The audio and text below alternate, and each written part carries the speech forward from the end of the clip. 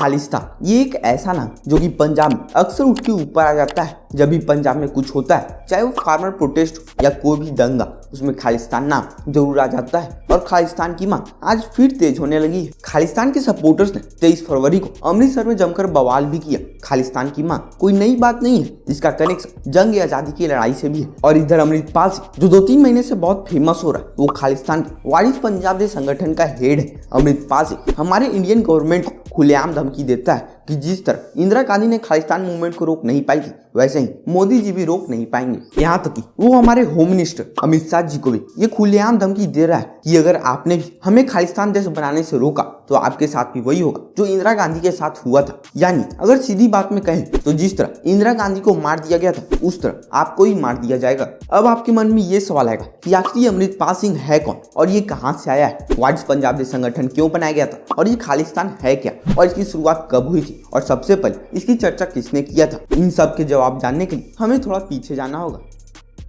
इस कहानी की शुरुआत होती है 31 दिसंबर 1929 से। उस समय लाहौर में कांग्रेस की एक मीटिंग हुई। इसमें मोतीलाल नेहरू ने पूर्ण स्वराज की मांग की, जिसमें यह कहा गया कि इंडिया एक इंडिपेंडेंट देश बनेगा जहां पे वोटिंग होगी और डेमोक्रेसी फॉलो होगी। लेकिन कांग्रेस की इस मांग का 3 समूहों ने विरोध किया। पहला, मोहम्मद अली जिन्ना की मुस्लिम लीग, जिन्हें आप जानते ही होंगे। मोहम्मद अली जिन्ना आज पाकिस्तान के फाउंडर के नाम से जाने जाते हैं। दूसरा, भीमराव अंबेडकर की लीडरशिप वाला दलित समूह। और तीसरा, मास्टर तारा सिंह का शिरोमणि अकाली दल। और ये पहली बार था जब तारा सिंह ने सिखों के लिए अलग राज्य की मांग की थी। और हाँ, याद रखना, मैंने अलग राज्य कहा है, ना ही कोई अलग देश। अब तारा सिंह ने ऐसा इसलिए किया था क्योंकि जब अंग्रेज हमारे देश पर राज नहीं करते थे, उस समय सिख एम्पायर कुछ इतना बड़ा था जिसको रूल करते थे महाराजा रंजीत सिंह। लेकिन जैसे ही महाराजा रंजीत सिंह की मौत होती है, वैसे ही तुरंत ब्रिटिशर्स ने अटैक करके यहाँ पर अपना कंट्रोल ले लिया। लेकिन जब अंग्रेज का अत्याचार बढ़ते जा रहा था, जब ब्रिटिशर्स गुरुद्वारा महंत पे अपना रूल चलाने लग रहे थे, तब 1920 में सिख कम्युनिटी ने अकाली मूवमेंट शुरू किया और ब्रिटिशर्स पे प्रेशर बनाया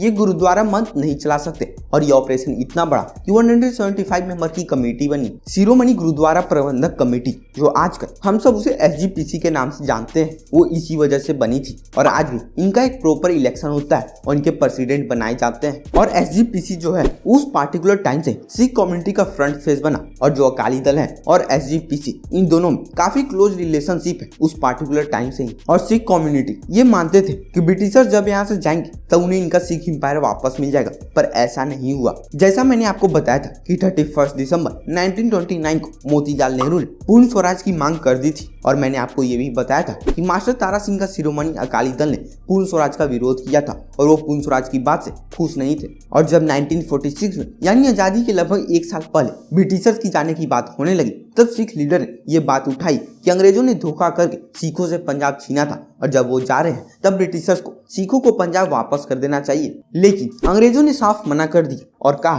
कि पहले जो था वो नहीं चलेगा। अब सबसे इम्पोर्टेंट फैक्टर ये होगा कि पॉपुलेशन में किसका कितना हिस्सा है। और जब पंजाब में पॉपुलेशन की काउंटिंग स्टार्ट हुई, तब ये पता चला कि पंजाब में मुस्लिम कम्युनिटी 53% थी और हिंदू 30% थे और सिख 15% के आसपास थे। सिख कम्युनिटी को देखा जाए तो इंडिया के पॉपुलेशन का सिर्फ 1% हिस्सा था। इसलिए सिख कम्युनिटी ने शांत रख यूनाइटेड इंडिया के साथ रहने का सपोर्ट किया और कहा कि हमें इंडिया के साथ मिलकर रहने में कोई दिक्कत नहीं है। लेकिन सिख कम्युनिटी ये सोच रहे थे कि हमें इंडिया में एक अलग स्टेट मिलेगा। इसलिए 31 दिसंबर 1929 को जब मोतीलाल नेहरू ने पूर्ण स्वराज की मांग की थी, तो सिख कम्युनिटी ने एक अलग राज्य की मांग की थी, ना ही कोई अलग देश की। और मैंने आपको बताया था कि पूर्ण स्वराज के वक्त मोहम्मद अली जिन्ना की मुस्लिम लीग ने भी इसका विरोध किया था, क्योंकि उस समय मुस्लिम कम्युनिटी एक अलग देश चाहती थी। पर उस समय इस विषय पर मुस्लिम कम्युनिटी को कुछ नहीं कहा गया। पर असली दिक्कत तब स्टार्ट हुआ जब अंग्रेजों के जाने के बाद मुस्लिम कम्युनिटी ने पार्टीशन की बात छेड़ दी, क्योंकि उस समय पूरे पंजाब में मुस्लिम पॉपुलेशन सबसे ज्यादा था। इस पार्टीशन की बात सुनकर सिख कम्युनिटी ने फिर इसका विरोध करने लगे, क्योंकि अगर पार्टीशन होता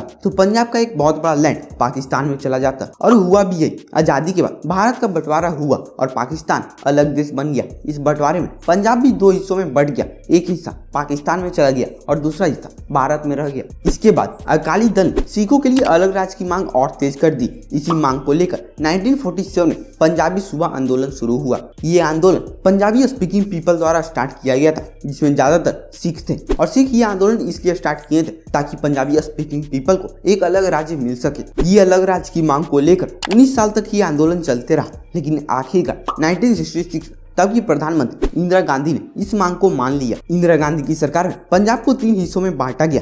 पंजाबी बोलने वालों के लिए पंजाब बनाया गया, हिंदी बोलने वालों के लिए हरियाणा बनाया गया और तीसरा हिस्सा चंडीगढ़ बनाया गया और लास्ट में चंडीगढ़ को पंजाब और हरियाणा का कैपिटल बना दिया गया। और यहाँ तक की बातों में अभी तक खालिस्तान का नाम नहीं आया था, लेकिन खालिस्तान का आइडिया नया नहीं था। कुछ डॉक्यूमेंट के मुताबिक मार्च 1940 में खालिस्तान शब्द का पहली बार इस्तेमाल हुआ था। खालिस्तान मतलब खालसाओं का देश। माना जाता है कि मार्च 1940 में डॉक्टर वीर सिंह भट्टी ने पहली बार खालिस्तान शब्द का इस्तेमाल किया था। उन्होंने उस समय कुछ टेम्पलेट छपवाए थे जिसमें सिखों के लिए खालिस्तान नाम से अलग देश की मांग की थी। और उन्होंने ये टेम्पलेट इसलिए छपवाए थे क्योंकि मोहम्मद अली जिन्ना की मुस्लिम लीग ने एक अलग देश की मांग की थी और उनका ये कहना था कि ऐसे तो मुस्लिम्स को पाकिस्तान मिल जाएगा, हिंदू को हिंदुस्तान मिल जाएगा, तो आप सिख लोगों को खालिस्तान दे दो। और साथ में डॉक्टर वीर सिंह भट्टी ने यह भी कहा कि अगर इंडिया का पार्टीशन होता है तब ऐसे हमें हिंदुस्तान के साथ मिलकर रहने में कोई दिक्कत नहीं है। लेकिन जैसा मैंने आपको बताया था कि आजादी के बाद भारत का बंटवारा हुआ और पाकिस्तान अलग देश बन गया। इस बंटवारे में पंजाब का बहुत बड़ा लैंड पाकिस्तान में चला गया था।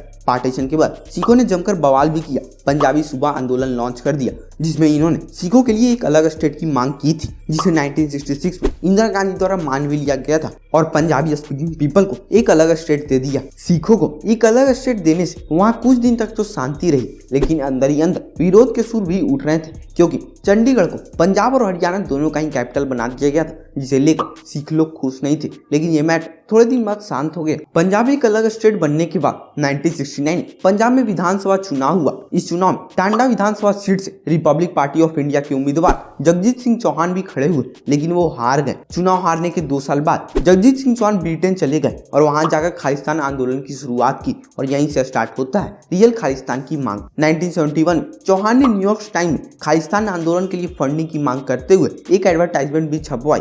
1971 में चौहान भारत लौटे और 1979 में वापस ब्रिटेन चले गए। वहां जाकर उन्होंने खालिस्तान नेशनल काउंसिल की स्थापना की। इसके बाद चौहान ने एक कैबिनेट बनाई और खुद को रिपब्लिक ऑफ खालिस्तान का राष्ट्रपति घोषित कर दिया और यहाँ तक उसने खालिस्तान पासपोर्ट, स्टैम्प और खालिस्तान डॉलर भी जारी कर दिया। इतना ही नहीं, ब्रिटेन और यूरोपीय देशों में खालिस्तान एम्बेसी भी खोल दी। इसी बीच आया अनंतपुर साहिब रिजोल्यूशन, मतलब पंजाब अलग स्टेट तो बन गया, लेकिन वहाँ फिर ज्यादा अधिकार की मांग उठने लगी। 1973 में अकाली दल ने पंजाब को ज्यादा अधिकार देने की मांग रख दी। पहले 1973 और फिर 1978 में अकाली दल ने अनंतपुर साहिब रिजोल्यूशन प्रस्ताव पास किया, जिसमें पंजाब को ज्यादा अधिकार देने के कुछ सजेशन दिए गए थे। इस प्रस्ताव में यह लिखा हुआ था कि सेंट्रल गवर्नमेंट को सिर्फ डिफेंस, फॉरेन पॉलिसी, कम्युनिकेशन और करेंसी पर अधिकार होना चाहिए और बाकी सभी मामलों पर स्टेट गवर्नमेंट का अधिकार होना चाहिए। इस प्रस्ताव में पंजाब को और ज्यादा अधिकार देने की बात कही गई थी, ना ही कोई अलग देश की। इसी दौरान अमेरिका में बैठे एक खालिस्तान विचारक गंगा सिंह ढिल्लों ने भी अलग खालिस्तान की मांग रख दी। ये वो समय था जब पंजाब में खालिस्तान समर्थक जर्नैल सिंह भिंडरवाले की ताकत बढ़ रही थी। अब मैं आपको जर्नैल सिंह भिंडरवाले के बारे में थोड़ा बता देता हूँ कि ये कौन था और ये क्या करता था। देखिए, पंजाब के अंदर कई रिलीजियस ऑर्गेनाइजेशन है जो रिलीजन और एजुकेशन को लेके काम करती है। ऐसी ही एक ऑर्गेनाइजेशन है दमदनी तत्काल और उस समय दमदनी तत्काल के लीडर करतार सिंह भिंडरवाले थे, लेकिन उनके डेथ होने के बाद जर्नैल सिंह भिंडरवाले को इस ऑर्गेनाइजेशन का लीडर बना दिया गया था। भिंडरवाले ने लीडर बनते ही गाँव-गाँव में जाकर नशे छुड़ाने की मुहिम चलाई और लोगों से कहा कि वो अपने बाल ना कटवाएं और सिख धर्म को फॉलो करें। भिंडरवाले अपने रिलीजियस बातों की वजह से तो लोगों में फेमस हो ही रहा था, साथ ही साथ वो बहुत क्राइम भी करता था, मतलब जो भी इसके बीच में आता वो उसको मार देता था। जैसे जब 1981 में लैंग्वेज के आधार पर स्टेट बनाया जा रहा था, तब इसने पूरे पंजाब के लोगों से कहा था कि सब लोग अपनी लैंग्वेज पंजाबी बताएंगे और जो हिंदू हैं या हिंदी बोलते हैं वो भी अपनी भाषा पंजाबी ही बताएंगे, ताकि पंजाब को ज्यादा एरिया का लैंड मिल सके। लेकिन एक पंजाब केसरी के रिपोर्टर थे लाला जगत नारायण, उन्होंने अपने आर्टिकल में ये बार बार छापा था कि हिंदू लोगों को डरने की जरूरत नहीं है, आपसे जब पूछा जाए तो आप अपनी मातृभाषा हिंदी में बताएं। लेकिन इस वजह से इनको गोली मार दिया जाता है और इसका नाम भिंडरवाले पे ही आता है क्योंकि इसने गोली मरवाई थी और भिंडरवाला एक खालिस्तान सपोर्टर था। अगस्त 1982 में अकाली दल के नेता एच.एस. लोंगोवाल और प्रकाश सिंह बादल ने अनंतपुर साहिब रिजोल्यूशन को लागू करने हिमाचल प्रदेश और हरियाणा से पंजाबी भाषी इलाके पंजाब में मिलाने और सतलज यमुना लिंक कैनल की योजना को लागू करवाने के लिए भिंडरवाले के साथ मिलकर धर्मयुद्ध मोर्चा खोल दिया। फिर इसके बाद जो हुआ वो इतिहास बन गया।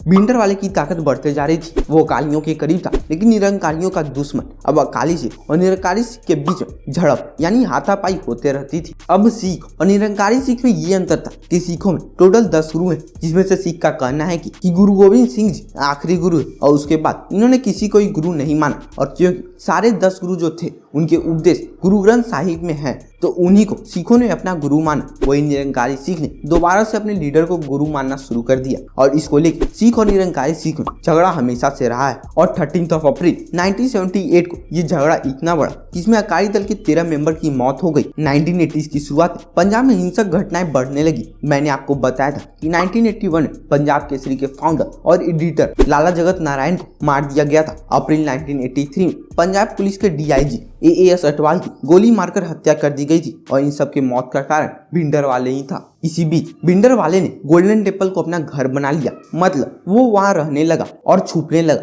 क्योंकि वो जो कर रहा था इतने आदमियों को मौत के घाट उतार रहा था, जिसकी वजह से उसे डर लग रहा था कि कहीं पंजाब पुलिस या इंडियन आर्मी उसे मार ना दे। कुछ महीने बाद भिंडरवाले ने सिख धर्म की टॉप ऑर्गेनाइजेशन अकाल तख्त पर अपना विचार रखना शुरू कर दिया। पंजाब में अलगाववाद और हिंसक घटनाएं बढ़ते जा रही थी, इसे रोकने के लिए भिंडरवाले को पकड़ा जाना जरूरी था। इसलिए इंदिरा गांधी की सरकार ने ऑपरेशन ब्लू स्टार लॉन्च किया। इस ऑपरेशन में military commander major general Kuldeep Singh Brar का ये कहना था कि कुछ ही दिनों में खालिस्तान की घोषणा होने जा रही थी और उसे रोकने के लिए इस ऑपरेशन को जल्द से जल्द अंजाम देना जरूरी था। इसलिए 1984 में ऑपरेशन ब्लू स्टार शुरू किया गया। 1 जून से इंडियन आर्मी ने गोल्डन टेम्पल को घेरना शुरू कर दिया था। इंडियन आर्मी ने गोल्डन टेम्पल के आसपास के फोन कनेक्शन काट दिए थे, बिजली काट दिया गया था, गोल्डन टेम्पल के पानी का कनेक्शन भी काट दिया गया था, ये सोचकर कि भिंडरवाले अपने आप को सरेंडर कर देगा। पर ऐसा नहीं हुआ। इसलिए आर्मी ने पंजाब से आने जाने वाले रेलगाड़ियों को रोक दिया, बस सेवाएं रोक दी और विदेशी मीडिया को राज्य से बाहर निकाल दिया गया। 3 जून 1984 को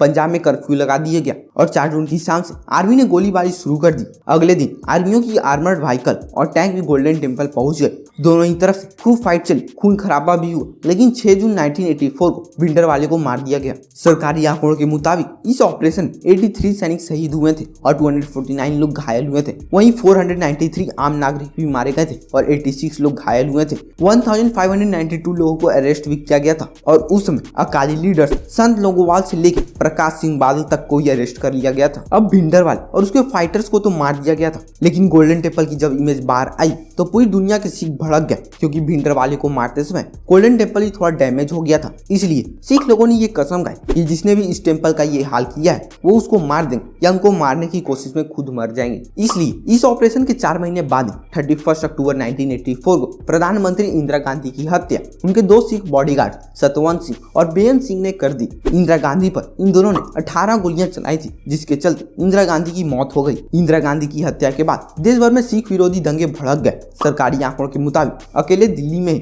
2733 सिखों को मार दिया गया था। वहीं देश भर में 3350 सिख मारे गए थे। लेकिन जो इतने सिख को मारे जा रहे थे, इसका पूरा ब्लेम कांग्रेस के लीडर्स पे ही आ रहा था। मतलब उसमें उनपे एक ऐसा आरोप लगा था जिसमें ये बताया जा रहा था कि कांग्रेस के लीडर्स ने ये जानबूझकर एंटी सिख राइट्स फैलाया है, जिसके चलते 1984 से लेके 1995 तक मौत ही मौत हुए। फिर 1984 के दंगों के बाद इलेक्शन हुए और राजीव गांधी भारी वोटों से जीत के पीएम बने और उन्होंने पीएम बनते ही ये कहा कि पंजाब की प्रॉब्लम उनके लिए टॉप प्रायोरिटी है। इसलिए उन्होंने पहले जितने भी अकाली लीडर्स जेल में थे उनको बाहर निकाला और अकाली लीडर के साथ मिलकर 34 जुलाई 1985 को राजीव लोंगोवाल एकॉर्ड साइन किए। अब मैंने आपको बताया था कि जब लैंग्वेज के आधार पर स्टेट बनाए जा रहे थे तब पंजाब को 3 हिस्सों में बांटा गया था। हिंदुओं के लिए हरियाणा बनाया गया था, सिख लोगों के लिए पंजाब बनाया गया था और तीसरा चंडीगढ़ बनाया गया, जिसे बाद में हरियाणा और पंजाब का कैपिटल बनाया गया था। जिसे लेकर सिख लोग खुश नहीं थे। वो चाहते थे कि चंडीगढ़ को सिर्फ पंजाब का ही पार्ट होना चाहिए था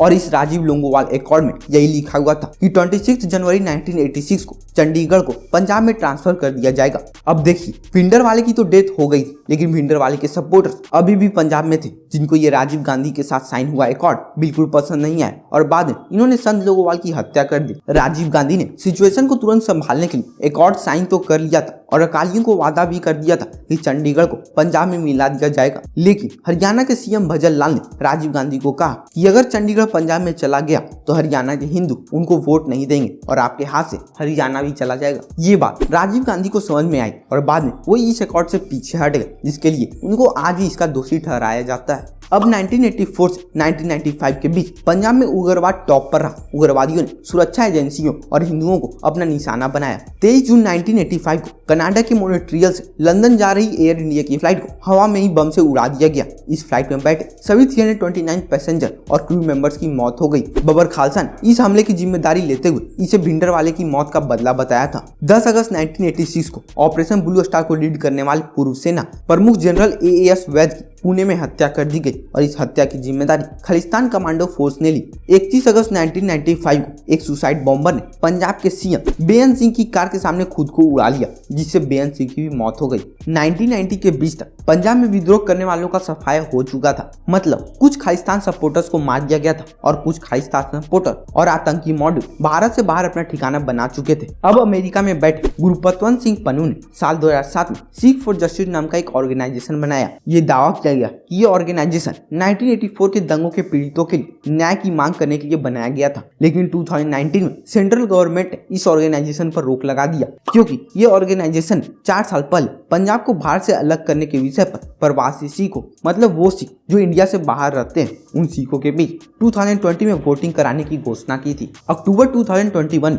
सीख फॉर जस्टिस ऑर्गेनाइजेशन ने खालिस्तान का एक नक्शा जारी किया। इस नक्शे में सिर्फ पंजाब ही नहीं बल्कि हरियाणा, उत्तर प्रदेश, उत्तराखंड, हिमाचल प्रदेश और राजस्थान के कुछ जिलों को खालिस्तान का हिस्सा बताया। लेकिन कुछ दिन बाद खालिस्तान सपोर्टर्स की गिरफ्तारी और उन पर एक्शन की वजह से खालिस्तान आंदोलन सुस्त पड़ने लगा। हालांकि बीते कुछ सालों में ये दोबारा उठने लगा है। खालिस्तान का सपोर्ट करने वाले भारत से बाहर बैठे हुए हैं और वहीं से बैठकर भारत में खालिस्तानी आंदोलन को भड़काते हैं, भारत विरोधी गतिविधियों को अंजाम देते हैं। पाकिस्तान की खुफिया एजेंसी ISI भारत में इनस्टेबिलिटी पैदा करने के लिए खालिस्तानी एलिमेंट को भड़काती रहती है। ये खालिस्तानी सपोर्टर्स पाकिस्तान के लाहौर, कनाडा और ब्रिटेन में अपना ठिकाना बनाए हुए हैं। जैसे कि खालिस्तान कमांडो फोर्स का हेड परमजीत सिंह पंजवार 1994 से लाहौर में बैठा है। बब्बर खालसा इंटरनेशनल का हेड वाधवा सिंह बब्बर भी लाहौर से ही काम करता है। जरनैल सिंह भिंडरवाले का भतीजा लखवीर सिंह रोड़े लाहौर में बैठकर यूरोप और कनाडा में खालिस्तानी ताकतों को एकजुट करता है। सीख फॉर जस्टिस का संस्थापक गुरुपतवंत सिंह पन्नू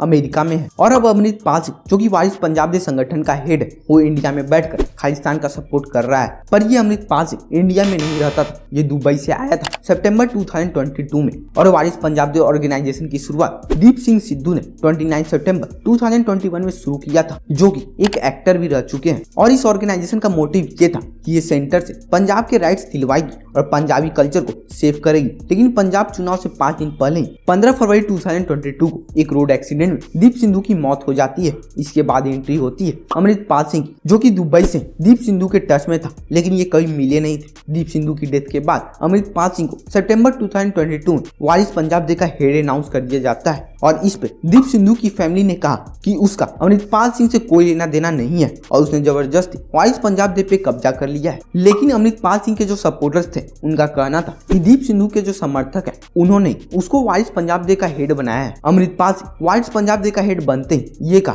कि भिंडरवाले उसके आइडल है और 24 फरवरी 2023 को अमृतपाल सिंह के दोस्त तूफान सिंह को पंजाब पुलिस ने किडनैपिंग के मामले में अरेस्ट कर लिया। तब अमृतपाल सिंह के साथ हजारों लोग आए और उन सबके हाथों में हथियार जैसे बंदूक तलवारें भी थे और साथ में अमृतपाल सिंह ने गुरु ग्रंथ साहिब को अपने सर पर रख लिया था ताकि पुलिस उसके ऊपर जवाबी कार्रवाई ना कर पाए और उसको मार ना पाए। पंजाब पुलिस को उसके आगे झुकना पड़ा और पुलिस ने तूफान सिंह को छोड़ दिया और इसमें कई पुलिस वाले भी घायल हो गए। और इस अंजाला इंसिडेंट के बाद अमृतपाल सिंह बहुत ही पॉपुलर हो गया। अब पूरे मीडिया न्यूज में इसी पर चर्चा होने लगी। अगर आप इस अंजाला इंसिडेंट को ध्यान से देखेंगे तो अमृतपाल सिंह ने भी वही किया है जो भिंडरवाले ने किया था। मतलब जब भिंडरवाले की क्राइम पंजाब में बढ़ते जा रही थी तब भिंडरवाले भी गोल्डन टेम्पल में जाकर छुप गया था, ये सोचकर कि कोई भी पुलिस या इंडियन आर्मी गोल्डन टेम्पल में घुस के मुझ पे हमला नहीं कर सकती। और यही काम अमृतपाल सिंह ने किया है। वो भी अंजाला इंसिडेंट अपने सर पर गुरु ग्रंथ साहिब जी को रख लिया था और गुरु ग्रंथ साहिब जी को उसने एक शील्ड के रूप में यूज किया ताकि पुलिस इस पे हमला ना कर सके। और जब अमृतपाल सिंह से इसके बारे में पूछा गया कि आप गुरु ग्रंथ साहिब जी को अपने सर पर क्यों रख लिए थे, तब उसने कहा कि ये तो हमेशा से ट्रेडिशन रहा कि वॉरियर्स अपने साथ गुरु ग्रंथ साहिब लेके चले। जैसे वर्ल्ड वार 1 में सिख सोल्जर अपने साथ गुरु ग्रंथ साहिब लेके गए थे। पर बात ये यहाँ कोई वर्ल्ड वार हो रहा था नहीं, ये तो अपने ही भाइयों पंजाब पुलिस को मारने जा रहे थे। अगर पुलिस यहाँ ध्यान नहीं देती तो यहाँ पर गुरु ग्रंथ साहिब जी का डिसरिस्पेक्ट हो जाता और पंजाब में वायलेंस और बढ़ जाती। और ये एक बात नहीं है, अमृतपाल सिंह अपने भाषण से आज के यूथ को गलत तरीके से इन्फ्लुएंस कर रहा है। आप ध्रुव राठी का ये वीडियो जाकर जरूर देखना। इसमें इन्होंने बहुत ही अच्छी तरीके से बताया कि अमृतपाल सिंह कैसे आज के यूथ को गलत इन्फ्लुएंस कर रहा है, लोगों को भड़का रहा है और सिख इंपायर के लीडर महाराजा रणजीत सिंह के बारे में गलत बता रहा है। और ऐसा नहीं है कि ज्यादातर पंजाब के लोग खालिस्तान का सपोर्ट कर रहे हैं या अमृतपाल सिंह का सपोर्ट कर रहे हैं, बल्कि उससे भी ज्यादातर लोग खालिस्तान का विरोध कर रहे हैं। वो इंडिया के साथ मिलजुल कर रहना चाहते हैं और सिख कम्युनिटी इंडिया के लिए बहुत जरूरी है। उनके बिना हमारा इंडिया अधूरा रह जाएगा और इनके बिना हमारी इंडियन हिस्ट्री भी अधूरी रह जाएगी। इसमें आपका क्या ओपिनियन है कमेंट सेक्शन में जरूर बताइएगा। और अगर आप एक ऐसे प्लेन के बारे में जानना चाहते हैं जो कि टेक ऑफ करने के 37 साल बाद लैंड हुआ था तो आप लेफ्ट वाली वीडियो पर क्लिक करके देख सकते हैं।